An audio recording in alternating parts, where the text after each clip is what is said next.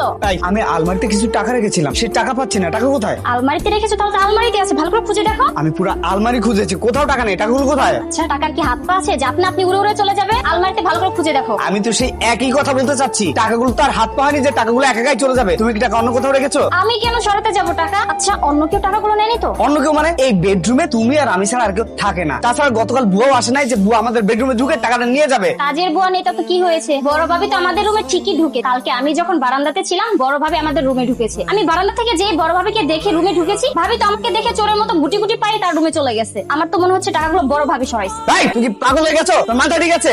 আমার ভাবি আমার টাকা আমাকে না বলে কেন দেবে? তোমার কি মনে আছে পরশু বড় ভাই তোমার থেকে টাকা ধার চেয়েছিল? আরে ভাইয়া, তুমি এত রাতে কিছু বলবে? ওই যে সিরিয়াস কাকা আছে উত্তর বাড়ির, হ্যাঁ গাই গরুটা বিক্রি করতেছিল। তোর ভাবি কইলো গরুটা মেলা ভালো, কিনতে পারলে ভালো হইতো, দুধ পয়সা কিছু টাকা কামান দেয়। আচ্ছা, তুমি কি সত্যি বলছো তুমি ভাবিকে ঘরে ঢুকতে দেখেছো? আমি মিথ্যা কেন বলতে যাবো বলো তো? ভাবি টাকাগুলো সরিয়েছে। তুমি এক্ষুনি বড় ভাবির রুমে চলো, বড় ভাবির রুমে যে বড় ভাবির রুম সার্চ করবা, টাকাগুলো তুমি পেয়ে যাবা। না না, বড় ভাবির রুম আমি সার্চ করতে পারবো না। তাছাড়া বড় ভাবির রুম সার্চ করলে ঠিক হবে? তুমি সার্চ না করলে আমি করবো। তুমি আমার সাথে থাকবা, চলো আমার সাথে। আরে তুমি এটা কি করছো? আরে কি করছো তুমি? কি ব্যাপার, তোরা তো চেঁচামেচি করতেছিস কেন? চেঁচাবো না মানে? আপনি কিছুই জানেন না না? আপনার বড় ছেলের বউ আমার স্বামীর টাকাগুলো চুরি করে নিয়ে এসে তার বেডরুমে রেখেছে। বর বউ যে টাকা চুরি করছে এটা তুমি জানলে কেমনি? আমি জানবো না? আমি নিজের চোখে দেখেছি মা। আমি বারান্দাতে ছিলাম, আপনার বড় ছেলের বউ আমার রুমে ঢুকে টাকাগুলো চুরি করে নিয়ে আসছে। আর কোথায় রেখেছে টাকা সেটাও আমি জানি। আপনি চলেন আমার সাথে, চলেন।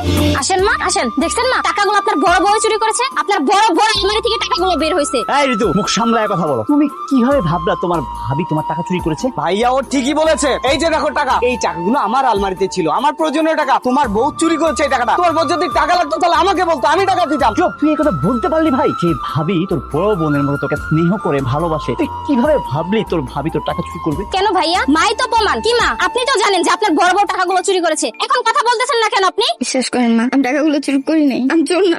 চোরের মার বড় গলা। টাকাগুলো যদি আপনি চুরি না করেন, টাকার কি হাত পা আছে যে হেঁটে হেঁটে আপনার ঘরে চলে যাবে? দেখ ভাই, তোর ভাবিকে আমি চিনি, ও কখনো টাকা চুরি করতে পারে না ভাই। ভাইয়া, মানুষের দ্বারা না সবকিছু সম্ভব।